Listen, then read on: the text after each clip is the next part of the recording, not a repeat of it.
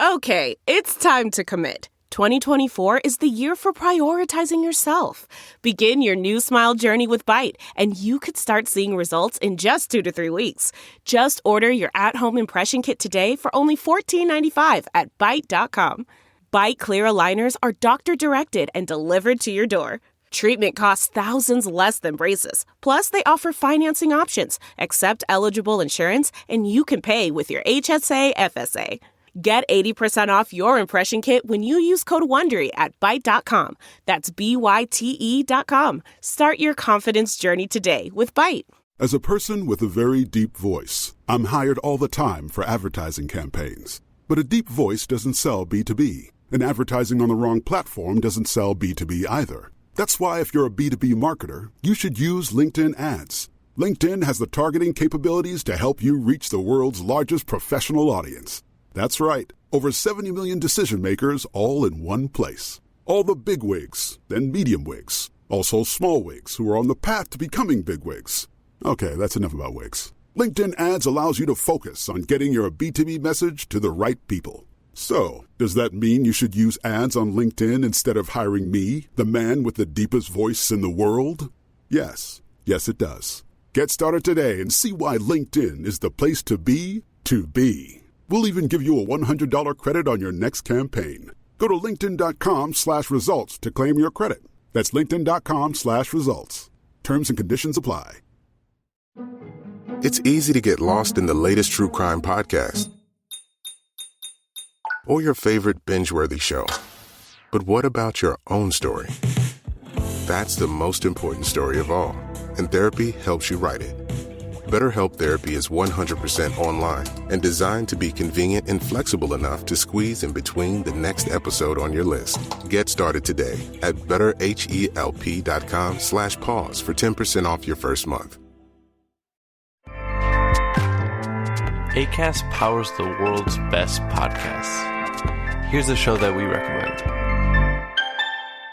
What is The Briefing Room? It's a behind-the-scenes look at how the criminal justice system works and the lives of the people within that system. If you love true crime, well, these are the real people who do the job every day of making sure justice is served. Hi, I'm Detective Dave. I'm Detective Dan. Together we have decades of experience in local law enforcement, a profession that we think is often misunderstood. So we're going to explore how to do it right, and we won't shy away from when it's done wrong.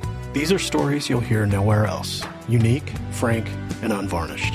From the team that brought you Small Town Dicks, this is The Briefing Room. Episode 1 drops on August 30th. We'll meet you in the briefing room. Acast helps creators launch, grow, and monetize their podcasts everywhere. Acast.com.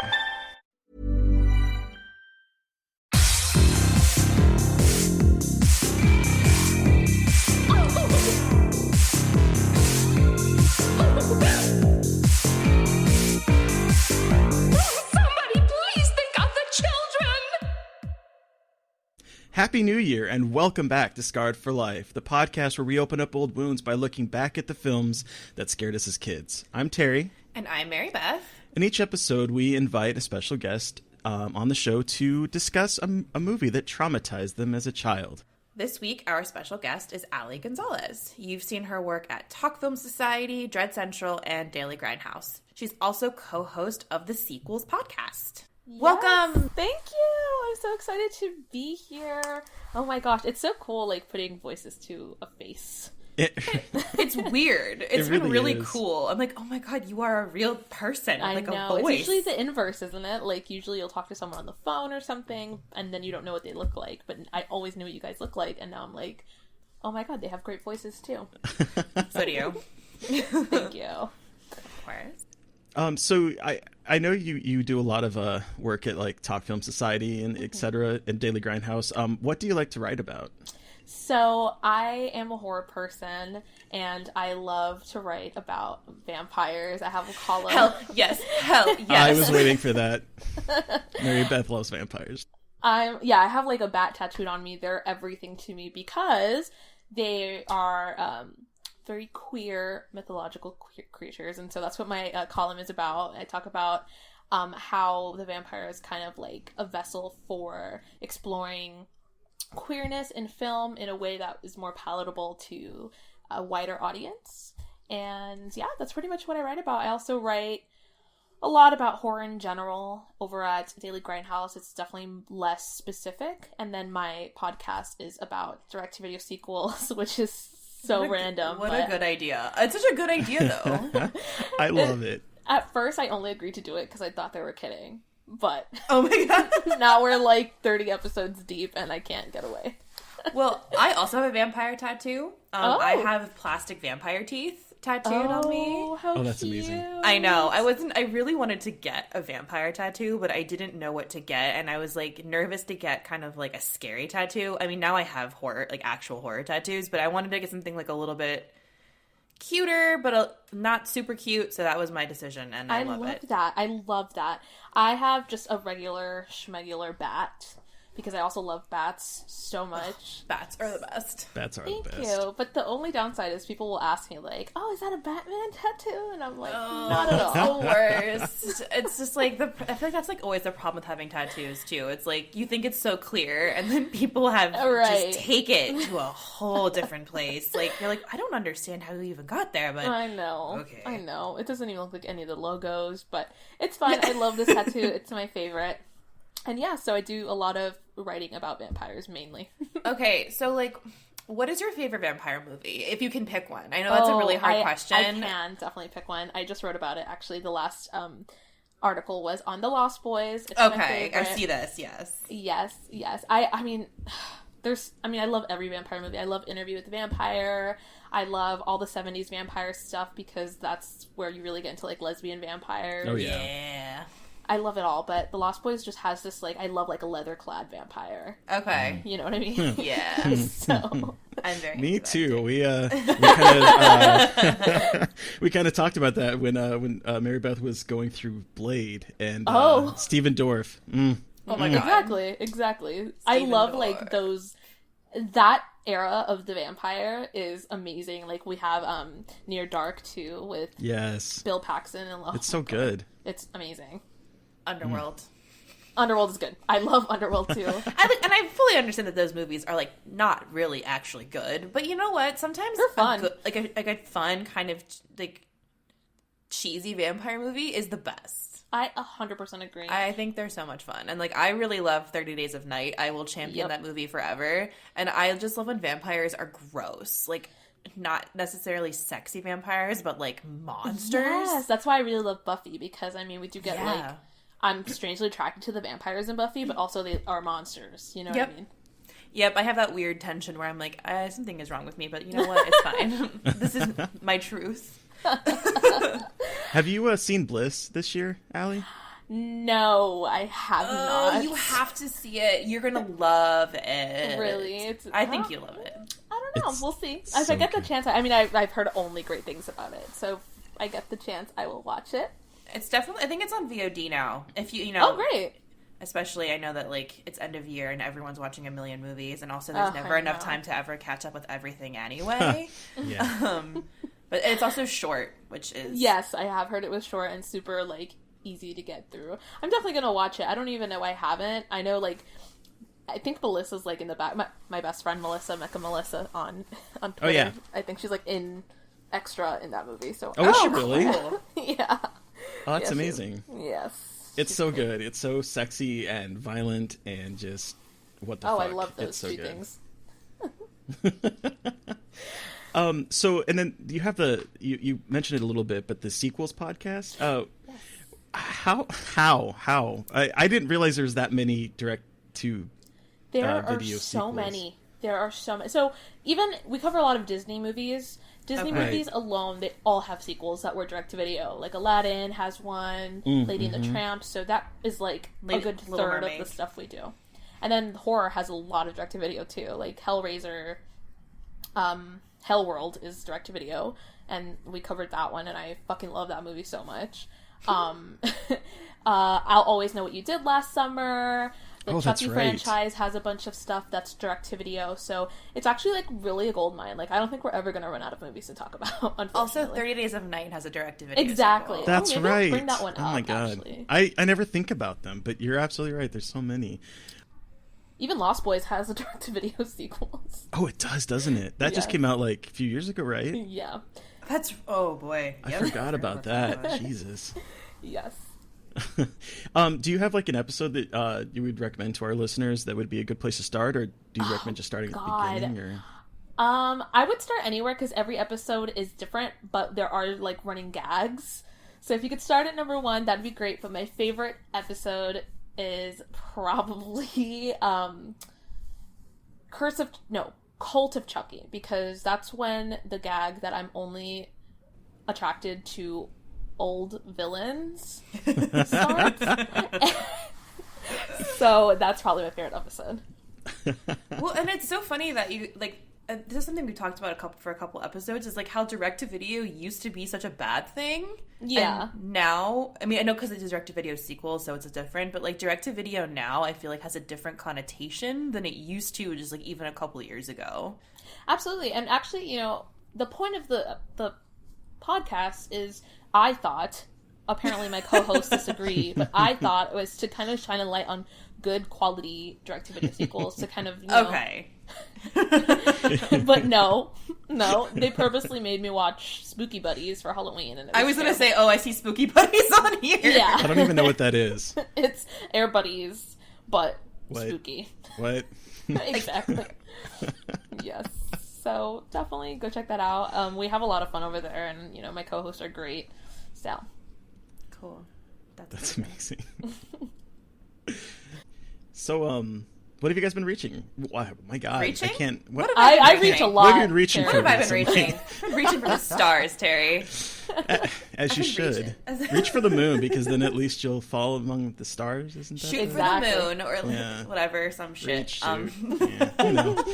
I can't even say watching, so reaching, shooting, it's coming out in the new year, but it's still December when we're recording this, and I feel like all of our brains are probably a little bit fried from like holiday preparation and just like end of the year garbage.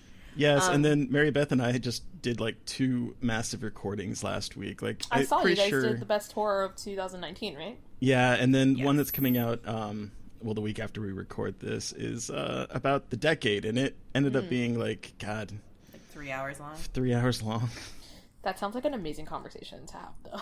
It was really awesome. But in terms of what I've been watching recently, I tweeted about this today. I just watched the Poughkeepsie tapes for the first time. I have never seen it, and I don't really know too much about it. Okay, so the Poughkeepsie tapes is a movie that has haunted me for years.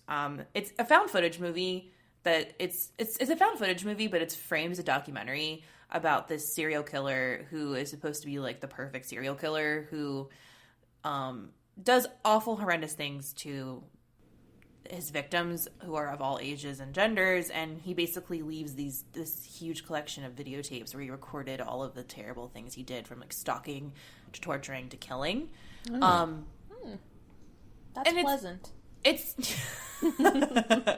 it's just as awful as it sounds, and it's like it puts you in his shoes in the most uncomfortable way possible, and like.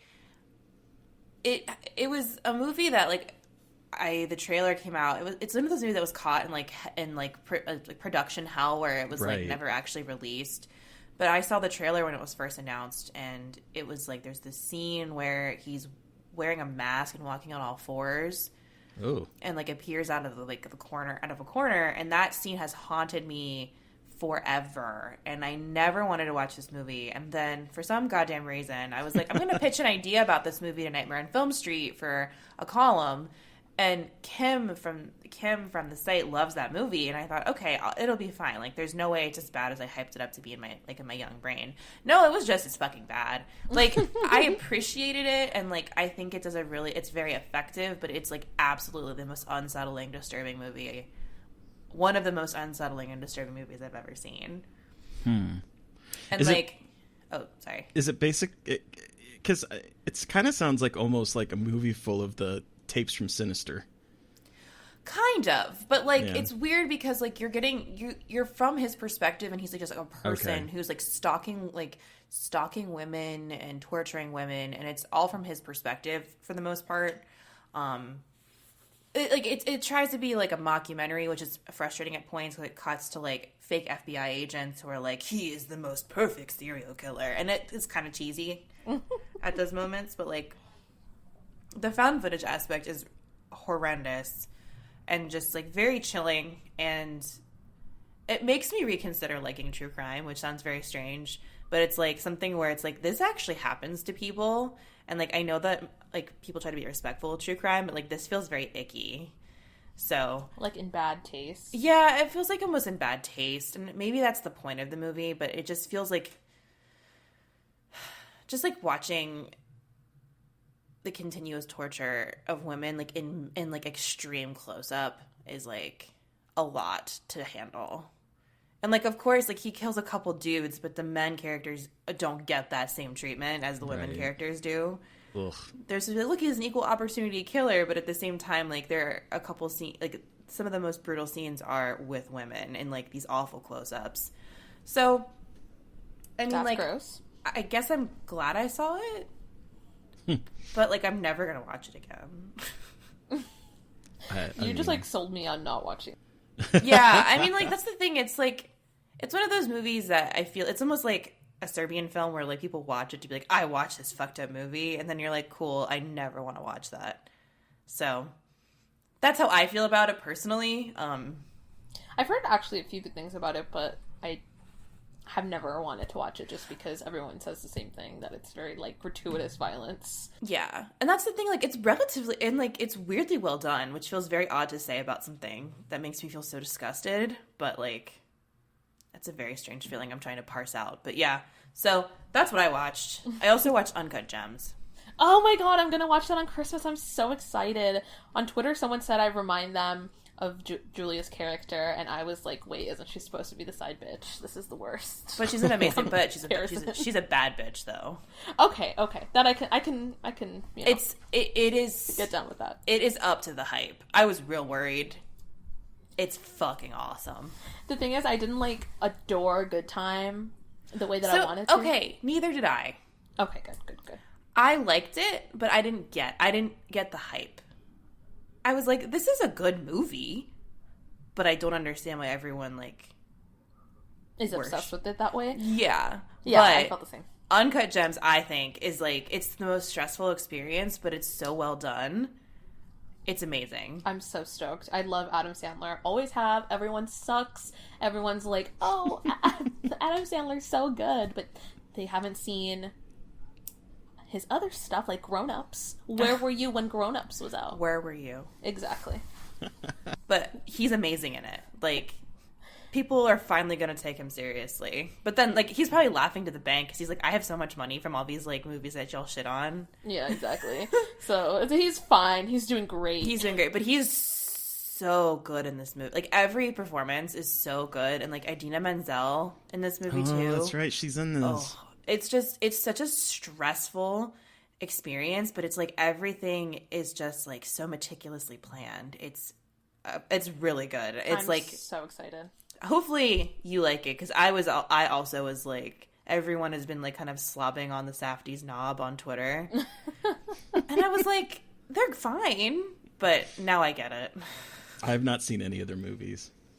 Ew. Yeah. Good Time is on some streaming platform. I think it's on Amazon Prime. I've meant to see it. I just I don't know. You know, time. Just sort of. If you're gonna see anyone, just see Uncut Gems.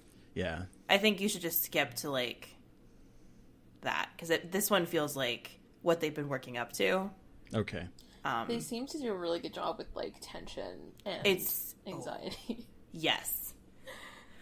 And it's, like, about diamonds. Like, you think it wouldn't be this stressful, but, like, holy shit. I work at a diamond company, actually, so it's going to be okay, so then you're going to, like, okay, I will be very, very curious to see, like, your very specific perspective on this then. I'm super stoked. It's hilarious, too, because, like, I don't know, I really don't know, but my company's also Jewish, and I know that Adam Sandler plays like a Jewish jeweler. Oh, this movie is like very Jewish. Exactly. So I'm just like, oh my god, this is about my life. Hopefully it doesn't end the same way, but we'll see. I hope yours does not end the same way. No. Oh, cool. Okay, I am very excited to hear what you think of this. You have to I let will us know. definitely let you know. Terry, what have you been watching, reading, enjoying recently? So by the time this comes out, you all will be able to watch this. But Midnight Kiss, the Into the Dark New Year's Eve episode. We kind of talked a little bit about it last episode with when Jessica Rose brought up that she has been watching the Into the Dark series. But like, I was really excited to watch this, and it's really good. It's basically a gay slasher. Oh, hell yes. And it's like so gay. I mean, the director is Carter Smith, who directed The Ruins, and he's queer. And then it's also written by, I'm gonna mess up his name, Erlinger Thoroddsen, who wrote and directed Rift, this gay ghost story that you can see on Shudder. And it's so the movie, like, I think the central mystery behind it, like the whodunit slasher aspect of it, is a little predictable. But the fact that it has so many queer actors in it, and it's telling a story about a bunch of gay dudes who and kind of digs into kind of the problems of being gay and dating. Like there's definitely a perspective here that I think a lot of straight audiences might not completely understand about, like, how I hate to use the word incestual, but like how like everyone has slept with everyone else. Yeah. And so it's there's like it definitely, you can tell this was written by a gay man, and I think that is absolutely fantastic that Into the Dark and Blumhouse is giving voice to these things that probably would not have a mass market appeal, and it's fucking streaming on Hulu. You know, that's kind of cool. Oh, I'm definitely gonna check that out. Yeah, so that one comes out the 27th of December, so it'll be out by the time y'all are listening to this. So I really recommend going to check that one out. But that's like basically the only thing I've been doing. I've been I guess I've been watching The Witcher, which we're not going to talk about that. Okay. But yeah, that's about it for me. What about you, Allie? Have you been watching anything? Yes. recently? So I've been I'm not going to make a best of the decade list just because the thought of that gives me anxiety because there's so many good movies. Oh, tell me about it. It's really fucking hard. I can't even imagine because like you forget that certain things even came out this decade, you know? Right. But I've been trying to rewatch my favorites, and of course they all hold up. So I saw The Witch, which is like not only my favorite horror movie of the decade, but my favorite movie of the decade, like, period. And I watched The Love Witch, which I really love as well. I have a thing for witch movies. I think they're super feminist, of course. And Hell yeah. I haven't seen The Love Witch yet. I haven't really, either. really want to see it. It's ridiculous. Like, it's so good. Just because of the way it looks and just the way the vibe is, like, so... You have to watch it. There's nothing I could say about it that would really do it justice. That's what it seems like. Everyone's like, you just have to... It's like an experience. So exactly. I just need to like watch Suspiria in the way that, like... It's definitely style over substance, but the substance is still really, really powerful and really great. Yeah. I really love it. Cool. Yeah, I remember Scott Weinberg like championing this when it first came out, and I don't know why I never really saw it, but I've been meaning to, and it seems to have like resurfaced. I know you were talking about it, and a bunch of other people I've seen have been mentioning it, so I'm gonna have to dig back in. And you should. It's definitely at first I was a little confused about it because everyone kept calling it like a feminist masterpiece, and I watched it and I was like, what? No, this is not. This is so problematic. But then, upon second watch, you kind of have to keep in mind that it's definitely, like, satirical. So, it's really great. I think you guys would like it. I saw Little Women, which... Yes. Oh my god, was it so good? It was so good. I cried like a baby. Yes. Oh my gosh. Great. I love the 1994 version with Winona Ryder and Kirsten Dunst and Susan Sarandon, and like it's like my family's movie because most of us. My family, like my mom's side, is mostly women. So it's like our movie, because we didn't really read the book, but like that movie was like our thing, and so I'm so excited for this movie. I think you'll love it. I think they both, like, I can't even pick one over the other. I actually hadn't ever seen the 1994 version until I saw this one. Okay. And I went back and I saw it, and I think they're both fucking great.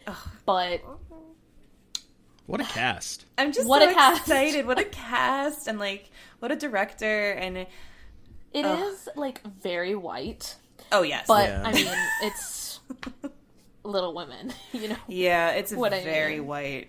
But as like a Hispanic woman, I kind of couldn't not see that. Yeah. But besides that, it's like an amazing. I mean, it's my number 2 of the year. What's Number your one number is one? Long Shot. Is what? Long Shot with Seth Rogen and Charlize Oh Theron. my god, is that really That your was number really one of good. the year?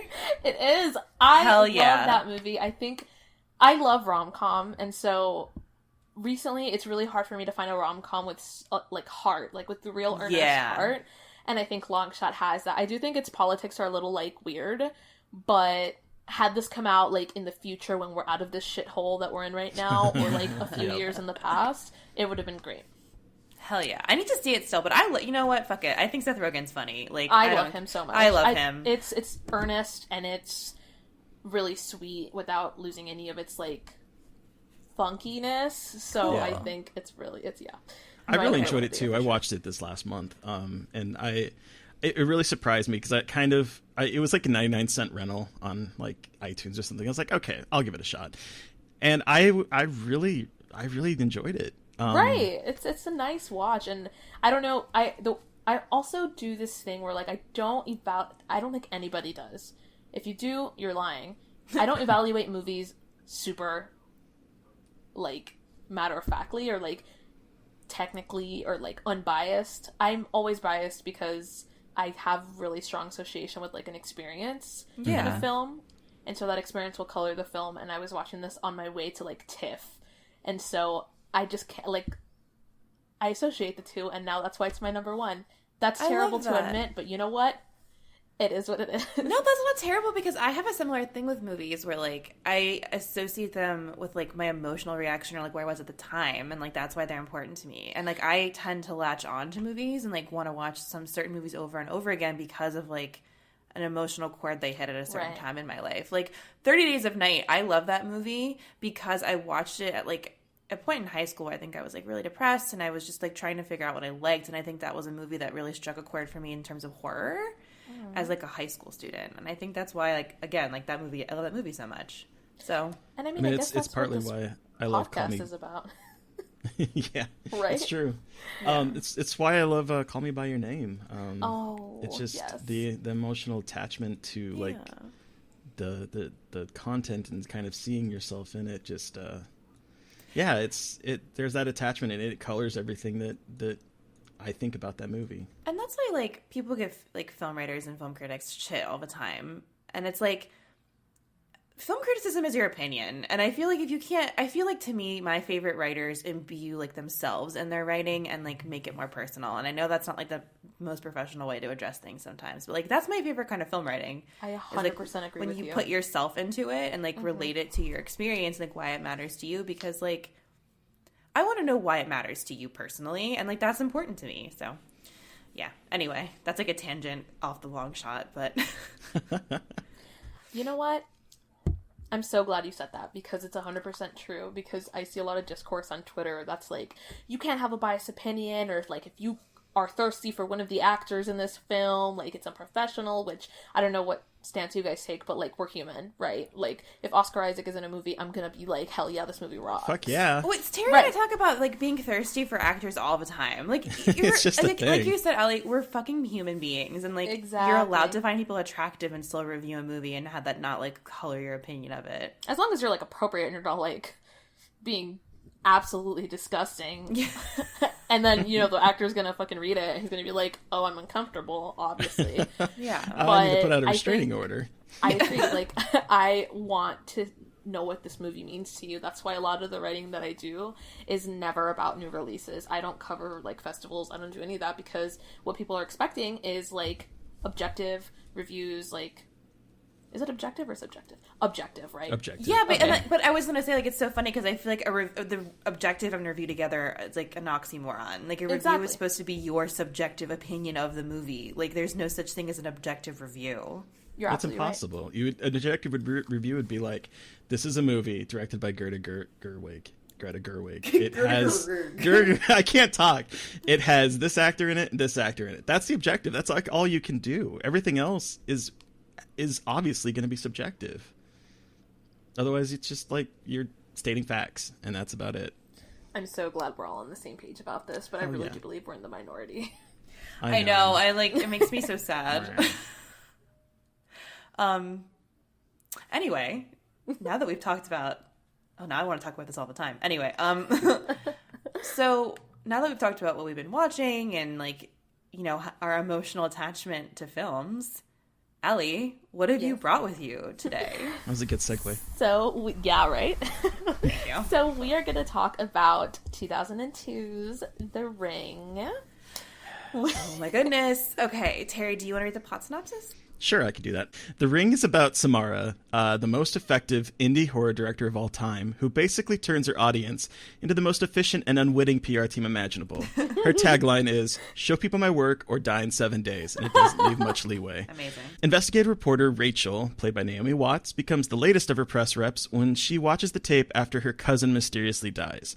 She has no qualms showing it to her ex Nolan, played by Martin Henderson, but when her creepy son, like, seriously, what the fuck is up with that kid, Aiden watches it, she has even more incentive to figure out how Samara is killing and why before it is too late. Dun, dun, dun.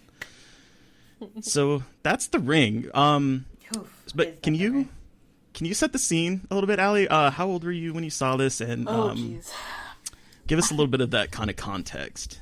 So the first time I saw this movie, I was either 8 or 9, and I think, okay, the reason I saw this movie is because my dad one Sunday morning was like, hey, come watch this movie with me, it's really funny, and he showed me, funny. Trust, it wasn't The Ring, it was Scary Movie. Okay. Oh, okay. Okay, I was like, wow, that's so fucked I was up. like, oh my god, okay, whatever, like, it was funny. And so we were at Blockbuster one fateful Friday night, and my dad points at, The Ring was on display somewhere, like, in the horror section, and my dad's like, oh, look, that's the movie that we saw, because he didn't know any better. So... Oh, poor innocent dad trying to have, like, a nice moment. Right. So, whatever, I got it, and, I watched it all the way through. I clearly knew it wasn't the same movie that me and my dad watched, but I still watched it, and I was never the same after that. I actually didn't watch another horror movie until I was, like, out of high school because I was Oh my so god. scared. I know, which is crazy because I'm a huge, like, I love horror more than I love anything on this planet, but I didn't watch horror for, like, a long time, you guys, because that movie scared the shit out of me. Still does. Wow. Yeah. So do you remember in particular like the scenes or anything that, like, stuck with you that, like, kind of Yes. lingered in your mind? Okay, so one thing about The Ring that I think is the reason it scared me so much is because obviously it's about a tape, right? This tape that is, like, haunted. Mm-hmm. But the way the film is edited, some of the scenes look like you are watching the tape. Like, that's it. That's, you're watching the tape. So what is to say that now I'm not going to die in 7 days because I'm watching a copy of the tape? Am I not? Right. Exactly. I didn't even think about it like that. Yeah, so that's what, like, messed me up. I was like, holy shit. Every time the phone would ring, I would be like, don't pick it up! Don't pick it up!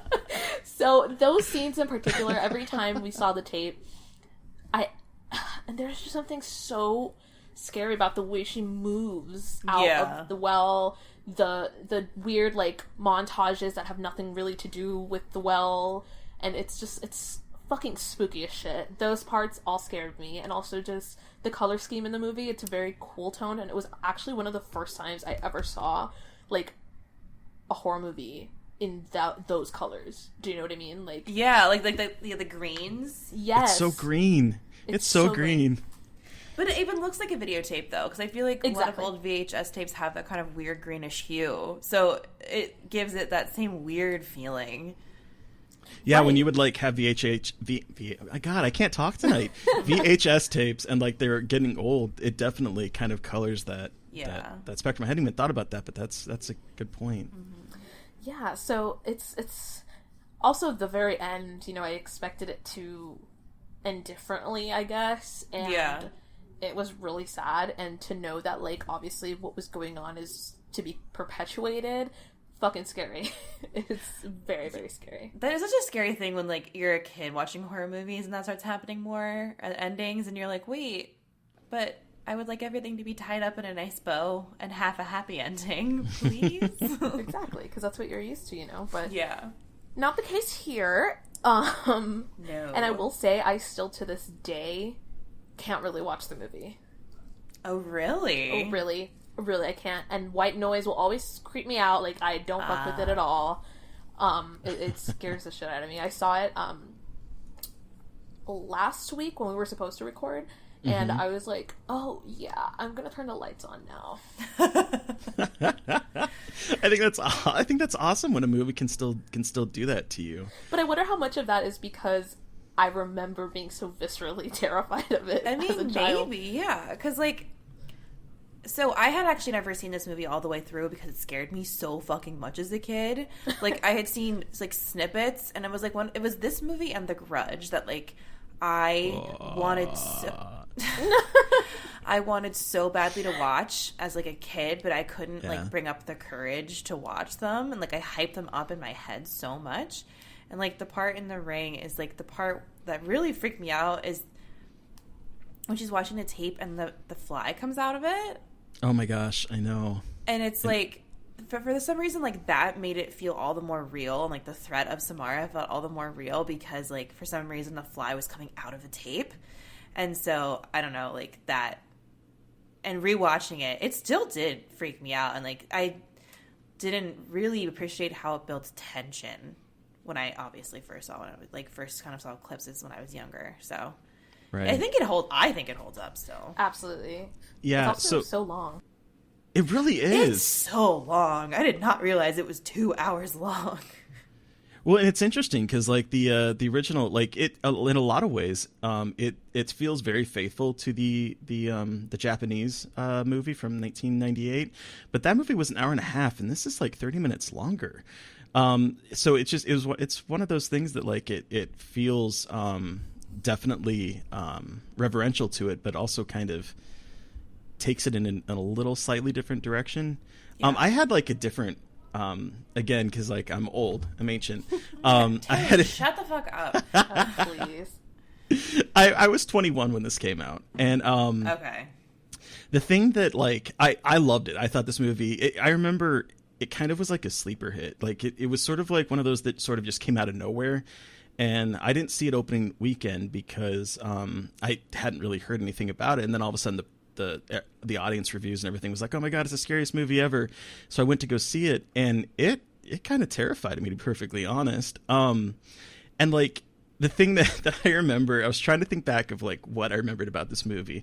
And the big thing that I remember was all of my friends and I leaving voice messages on each other's phones saying 7 days. That was like the thing. That was the thing. Like in high school, people would fuck with you all the time saying that 7 days. And it was fucking terrifying. It really was. Like my friends got so mad at me because I would just like leave a voicemail and they'd be like... Allie, did you have that experience? No, because I was like in the second or third grade, so nobody was watching this shit. Right, True. I was the only crazy person who was like, "This is not the movie my dad said it was. I'm gonna keep watching it though." Yeah, and like I feel like it was like the summer party movie for me when I was growing up. It was like the movie people wanted to watch at sleepovers and scare the shit out of each other. Right. Oh wow. I think yeah, I know. I feel like maybe I just grew up in a really weird neighborhood. Maybe that's it. But I think the things that like have stuck with me over time, because like I even when I was watching it again, I remembered certain images. I remembered like the brief glimpse of the first victim, Katie, her head rolling forward or backward, and like. And then I feel bad laughing because people use it as a meme now on Twitter, and I feel bad laughing because it's not funny and it's horrific. but the way it's used now, it's interesting how the internet has changed things. Yeah. But like I remember that, and then the video itself, the fingernail going through the nail, like I just got like a chill. Those like images just really stuck with me. It's surprising, like even without the amount of like gore in it, it's surprisingly potent for a PG-13 movie. Yeah, so I was talking about that. I think I was watching it, and my boyfriend walked in the room, and I said, "This is a fucking PG-13 movie." Like, Time for different, I guess. Right? It's so weird because, like, I feel like I really liked The Grudge, but that's another discussion for another time. I think that was PG-13 too, wasn't it? It was, and yeah. it's like it's so interesting how PG-13 horror went from being like as fucking freaky as it was to like teen horror. Mm-hmm. It's fascinating. Isn't that crazy though? How like that teen horror thing was such a it was a genre in and of itself in the early 2000s. Right. It's so weird. And that's one thing that I really liked about this movie, rewatching it now, was like the opening scene feels like that kind of classic sacrificial teens, you know, like they're dressed up in even like schoolgirl outfits, which is sort of like a throwback to the Japanese like schoolgirl thing. But like, you know, there's like the fake phone fake outs, the opening fridge, and you're just expecting someone to be behind it. It's playful and kind of establishes almost like a Scream or like a teen slasher cold open, and then it like completely takes a 180 and we focus on an adult with her kid and stuff. It's I just love the way that it kind of like almost bridged the gap between like a teen centric horror and then more of the adult type investigative reporter stuff. Academy Award for Naomi Watts win. Oh my gosh, right? Yeah. She's so good in this, and she's so cute. I love her. She's good in everything. Yeah, she really is. And like, I was scared of her for a while because of this movie. Really? I was like, was she scared of you? You know what's crazy? I think it was. Oh, sorry. What were you saying? No, nothing. Just that this movie came out like so shortly after Mulholland Drive. So like, oh my god, it did. I didn't even think about that.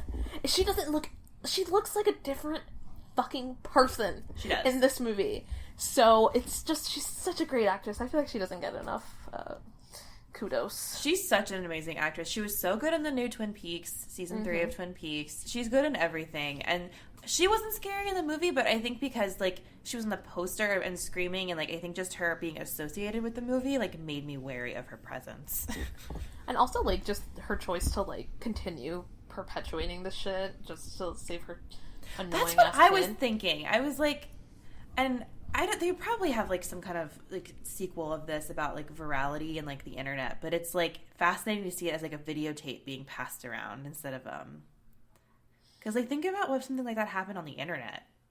Well, I think that's what Rings was like. That was Rings was. That's okay. That's what I thought. I couldn't remember if it was like or not. they actually played the tape on like an airplane when everyone's watching the TV. So it's like it's really interesting, but it's also interesting how even though it is like a tape, it still scared the shit out of me today. Right? Like, you know. But there's something that's like so much more tangible about that too. Like I think about this a lot in like a really dorky way about like the tangibility of like horror media and like being able to have a DVD or a tape. And like for some reason it seems to me like having Samara's thing on a tape makes it all the more like you can touch the tape, so it's real and it's much like scarier. There's something that's just like, this is like a very like kind of weirdly like academic bullshit, but like just like the hapticity, I hate that word, I'm sorry, of like being able to feel a tape makes it scarier. Like she lives in the tape. Yes, like she's like in like the little ribbon and you could just see her in there. Oh god, no. Hold it up to light and she's there. I also totally forgot that like everything happens at the end. Like all of the iconic stuff with her coming out of the TV. Yeah. It's at the end. It doesn't even happen until the end because like everything else is just kind of like those montages that I was talking about earlier. Yeah. Where it's like, and like the build up. Right. And then you're like, oh, everything's like hunky dory, and then it's like psych, and oh boy, that was like that might be like some of the best like final 10 minutes of a movie. So terrible, so scary. Yeah, well, and like what I really liked about it watching it this time with that ending was that it kind of goes past what is a typical ghost story. You know, at the very end of the day, like, you know, ghost stories about trying to right a wrong and like trying to give voice to the ghost. And so she does that. She even puts the bones of the ghost to rest. She gets that moment, and then she's, you know, in the aftermath where she's like an emergency blanket, having done, you know, her deed and saved Samara, but it's not over yet. And she doesn't want someone else to tell her story. She wants to tell her own story, and then she wants it to be spread because she has so much rage pent up inside of her. And I just thought that was an interesting continuation of what we typically see in these types of movies. Huh. That's feminist. I love it. Yeah. Feminist rage in the ring. I actually did read like a piece earlier today about feminism in this film, and apparently there is a short story about yellow wallpaper. Yes. Right? And so in that short story, of course, a husband isolates his wife in a room with yellow wallpaper, and she starts to go insane because she's in solitary confinement, basically. And so she believes that there is a woman inside the wallpaper, or like inside the wall. So she starts tearing down the wallpaper, and obviously she's just insane. So her room in the movie has yellow wallpaper, you guys. Oh my god, it does. Oh shit. Yes, and what is she doing? Like, what is she doing? She's trying to set her free, right? She's trying to, like, lay her to rest, finally. So I think that's super, super, like, I don't think it's a reach at all. Wow, No. I just got chills. Holy shit. That's interesting. When I read that, I was like, they might have did something. They might have did something. So I, like, have a new appreciation for this film because of that. I hadn't even thought about that. Fuck. Yeah. And now I have to go rewatch it because that's such a cool lens to look at this Right. through. I'm definitely my gonna God. find the piece because I think it's like, I want to share it with people because it's really good, and then I'll just send it to you guys so you guys can, like, maybe Yeah, we'll tweet put it in the out show when you tweet notes. out the Yeah, episode. we'll link to it and everything because I want to read that, and I'm sure lots of other people would, because I just love when people bring those kinds of, like, analysis into horror. It's just such a cool thing. People are so smart. They're so smart. It's just so smart. It's ridiculous how smart people are. Like, how smart you two are. You Oh, guys, please. all of the horror writers are just You're so making me smart. blush. Sorry. I just have a lot of feelings. Yeah, I get like that too. Like, when I read this, I was like, oh my god, horror is the best thing to ever exist. Right? It really is. It really is. And just, like, there's so many, like, and this is, like, why, like, when people put their emotions into it, because I feel like they bring, like, so much more nuance and complexity to horror. Right. And I just feel like, maybe I am biased because I'm a horror writer, but I just feel like because horror is all about emotional response, I feel like it gets just, like, the best criticism and the best pieces because Right. people dig so deep with these And, movies. like, how could it not be? You know, Right? fear is, like, one of the most visceral emotions, and I think that that's why horror is such a successful genre, because you can feel love, and you can feel laughter, and, you know, what else? I don't fucking know, drama, but, like, there's something about fear that lingers after, the way that other genres don't do. Yeah. That makes horror, like, something so moving. That's why I loved... One of my favorite pieces I've ever written is actually the one that I wrote for Gaily Dreadful on Hellraiser, because it really made me remember kind of like what that movie meant for me as, like, a queer woman. Yeah. And I think films like The Ring or, like, horror in general is very, very much that for people who have been considered, like, the other their whole life. Right. And so, feminist masterpiece, The Ring. Hell yeah. Hell yeah. I'm down with that take. Yes. We're gonna adopt that. We're gonna spread that take like Spread the wildfire. Can you make t-shirts? Yes, The Ring is a feminist masterpiece. I feel like Terry and I, like, will say, like, put it on a t-shirt so much. So we're gonna have to make merch for the podcast, and that will be one of them. Absolutely. You guys. Oh yeah. You guys have a Twitter, right? Like, for Yeah. the podcast. Yep. Yes. Okay, great. I'm gonna plug that shit when we get off this. Hell yeah. So what do you guys think about looking back at it now? I mean, I know Allie, that you said that, like, it's still, you don't like watching this movie, No. but you managed to, like, get a watch in for this. But I think it's aged really well. What do you guys think? I definitely think it's aged well. I think it's still, like, it still made me, like, get goosebumps. And it's still like the part where like the horse jumps off the ferry, which is another like really traumatizing scene. Like those parts are just so effective, and I just feel like it was a movie that didn't try to like rely too much on like special effects or anything crazy. It just leaned into like a really creepy story really well. I think there's a lot to be said about how iconic this movie has been in pop culture in general, because everyone knows The Ring, or like if they see a girl with long hair, who do they compare her to, right? Like even if they're not fans of horror. So I think there's a lot to be said about that, and how widely like well received this movie actually was, because it's a really good film. Like technically it's great, it's well written, so I think because of those two reasons alone it holds up really, really well. Yeah, and you know the thing is, like, a lot of people get, and I will admit I kind of fall into this trap too, get angry at like American remakes of foreign films, but to be perfectly frank, if it weren't for this movie and The Grudge, I probably would not have discovered Asian horror when I did. Yeah, I have the exact same feeling. Like, it made me go back and look for Ringu and look for The Grudge, Ju-on, and then it like opened me up to this other subset of horror that I never knew existed when I was growing up. So like, I think, yeah, you know, it's easy to get angry that there was talk about remaking Train to Busan and all this other stuff, but like, someone is going to watch it and be like me and decide to go dig and discover a whole treasure trove of new cinema that they never knew existed. That's true. I'm always supportive of like remakes. 100%. Yeah. I agree for the most part. I mean, yeah, it is frustrating, and it is an easy cash grab in some ways, but like, yeah, but it is a good point that it is like a way for people to access something or like learn about something that they wouldn't have known about before. That's a much more positive outlook than me just being like, Americans are stealing everything from other countries, colonizers forever. Like, no, and that is obviously a very valid read of it. Definitely. I remember when I watched this, I literally went and like searched and went on eBay and tried to find a copy that I could like buy of Ringu, and I think that is one of the good things that can come out of it. Yeah, I agree. I like that positive outlook.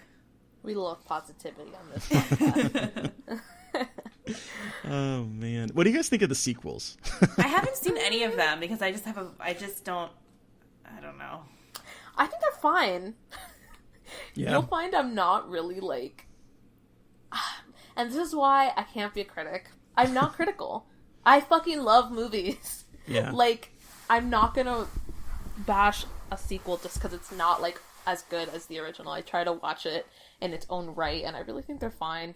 Like, they're fine. Maybe I'll give them a chance then, because I think not as much as I used to be. I was like unnecessarily hard on sequels, so I'll give it a try. They're not great by any means, but I tuned it today. I could not get through Ring 2. I saw your tweet. You're like, no, I'm just gonna watch the original. I tried so hard, but in the moment when there's deer attacking the car, I was like, "Yep, I'm done." Wait, the girl, Jen from Revenge is in Rings. Is she really? She's Julia, the main What? character. Matilda Really? Lutz. Damn. Wow. Thank you, Letterboxd. Well, and it's and it's interesting because like in Japan, there's like a ridiculous like, it's like some of the sequels are actual sequels and others are not canon. Oh my god! And it's like a very ridiculous like I can on Wikipedia, it's like this like weird diagram of like the sequels of The Ring and like which ones are actually canon and which ones are not. I actually included that in my review of Sadako. Yes, okay, that's where I found it, Terry. That's where I found it because I was writing the review of Sadako, which is the newest version of The Ring in Japan that came out this year, and it was fucking awful. Oh, it's terrible. But like I looked up like how what the Ring chronology is, and it's ridiculously complicated. It really is. Well, I remember in Japan they released the Ringu, and then Raisin at the same time. They released the sequel to it, and it was so critically panned, and like the audience hated the sequel that they ended up a year later doing Ring 2, and then that kind of like split the the timeline in terms of the movie. It's kind of crazy. It's wild, but like it's a beloved franchise. It is. Yeah. So like one of the things we did is we reached out to people on Twitter and asked them to like give their thoughts. And there's a couple that are really kind of funny. This one from @the_Kyle_Simpson. He says his memory of seeing The Ring. He was 12 years old, hadn't seen the movie in theaters, but my mom knew I was a huge horror fan, so she bought me the DVD just because she thought I might enjoy it. She hadn't seen it either. That night, after my little brother went to bed, we watched the movie together. I remember I was lying on the floor and she was on the sofa. I was transfixed by the movie. It's still one of my favorites. Towards the end of the movie, when Noah's television turns itself on, we were both on the edge of our seats. And then when Samara's arm came through the screen and landed on the floor, my demure Christian mother screamed out, "Oh shit," and jumped about a foot in the air. That's a cool story because my mom, had she been watching it with me, she would have shut that shit off immediately. In this Catholic household, we don't watch movies like this. That's awesome. That's hilarious. We got some really good emails about this movie and just we did. About how so many people were scared shitless as kids by this film. Yeah, this other one I really want to share from Braden Chittick. They didn't provide, I'm not sure, their Twitter account, but they say that when I was 19, a screenwriting teacher lent me her copy because I was writing a horror movie and hadn't seen it yet. At around midnight, in the dark, right as we see the girl in the TV for the last time, my laptop goes dead. Miracle and RA didn't give me a noise complaint. Oh my god. Jesus. I can't imagine that. Oh, man. Oh, and I actually got a Twitter DM, not about The Ring, but about when I talked about how I'm terrified of demons. Mm-hmm. Nina Nesseth messaged me and said that she was also raised with crazy parents who believed in demons and instilled a like deep-seated fear of them. So I am not the only one who is like there you go. was made to be terrified of demons, even though I'm not Catholic anymore. Is she a demon? Is that what we're calling her? Or is she a ghost? Like, what would you guys... Oh, I was always thinking, my God, what's to call her a ghost? Yeah. As someone who's, like, obsessed with horror, I still don't know. Like, I need to really figure out the classifications. Yeah. I'm like, oh, she's a demon child. But, because she's not, like, demonic, right? She's just... Yeah, because there's no, like, actual girl. association with the satanic. Right. I think it's kind of like... The whole idea of, like, for me at least, the take on, like, ghosts where it can, like, leave, like, an impression on something, or, like, not necessarily maybe, like, a haunting so much as, like, just a feeling. I feel like the tape is that kind of haunted aspect of it, where it's, like, so much rage and so much anger that it just sort of, like, materializes, and that's how I kind of saw it. Okay. I know that, like, in the Japanese version, it was a Yuri. I don't know how to pronounce it. Oh, yeah. Yuri. Yeah, because I feel like in Japanese culture, they have much more, like, specific classifications for, like, vengeful female ghosts, like Yuri. Yes, yes. And they're, like, Japanese supernatural, like, the like pantheon of ghosts and creatures is amazing. Like, they have such interesting, like, specific classifications for ghosts that I love. And that's, like... And maybe one of the things that doesn't translate so well from like the Japanese version to the American is like how they interact with the dead and spirits. That says a lot about our culture, huh? Yes, yeah, it does.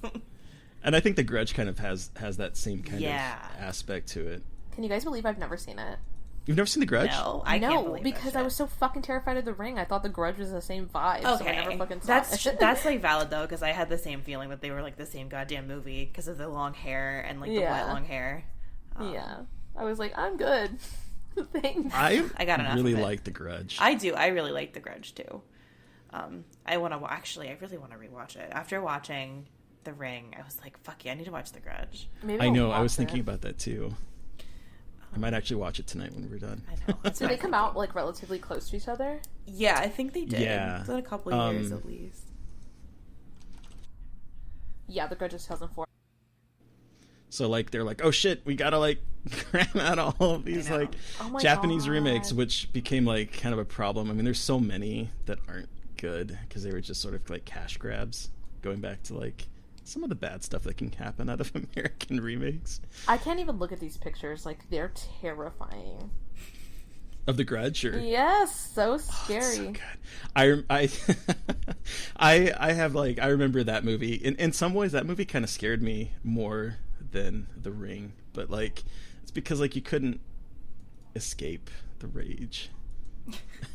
I'm terrified I'm not gonna be able to sleep tonight. Like, this is just bringing up so many like images in my mind, and now I'm just like gonna be looking at this long-haired child while I try to go to sleep.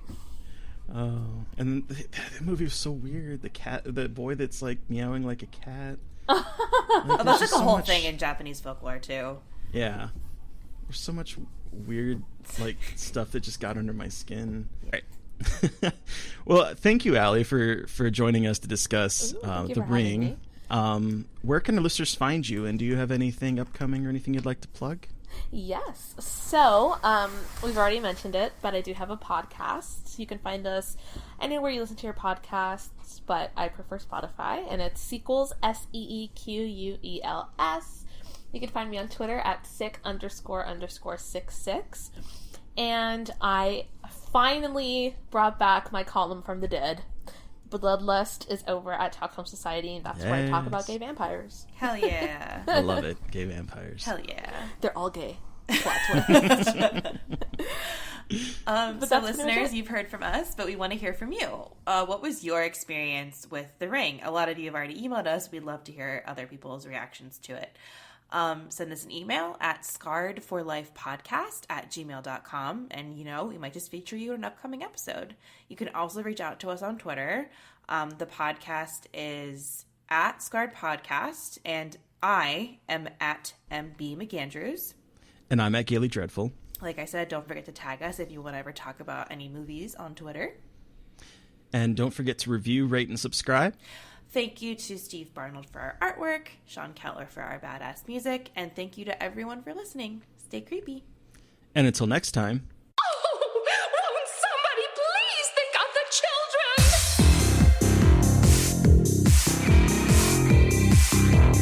Oh.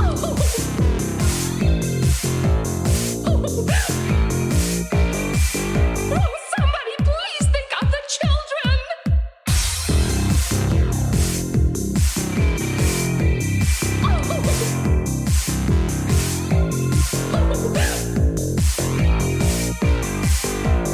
Somebody please think of the children!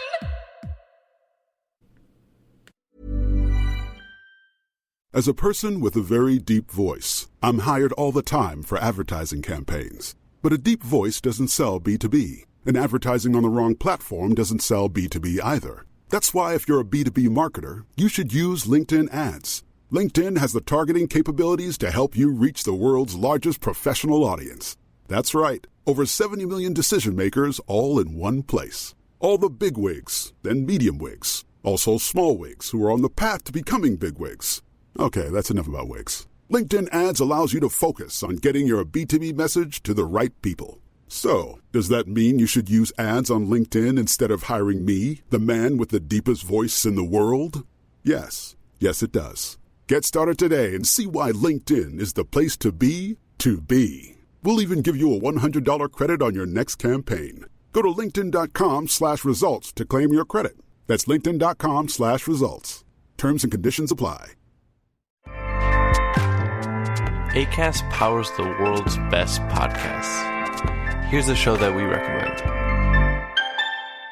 What is The Briefing Room? It's a behind-the-scenes look at how the criminal justice system works and the lives of the people within that system. If you love true crime, well, these are the real people who do the job every day of making sure justice is served. Hi, I'm Detective Dave. I'm Detective Dan. Together we have decades of experience in local law enforcement, a profession that we think is often misunderstood. So we're going to explore how to do it right, and we won't shy away from when it's done wrong. These are stories you'll hear nowhere else. Unique, frank, and unvarnished. From the team that brought you Small Town Dicks, this is The Briefing Room. Episode 1 drops on August 30th. We'll meet you in the briefing room. Acast helps creators launch, grow, and monetize their podcasts everywhere. Acast.com.